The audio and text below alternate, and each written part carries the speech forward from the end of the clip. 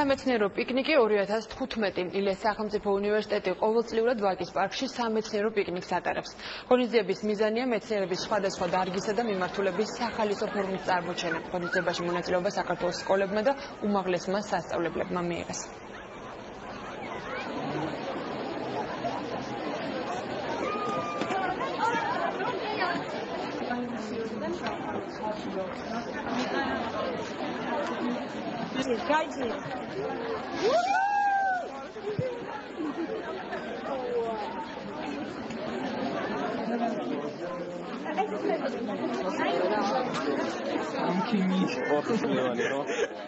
ეს არის ღონისძიება, რომლის მიზანიცაა მეცნიერების პოპულარიზაცია ახალგაზრდებში.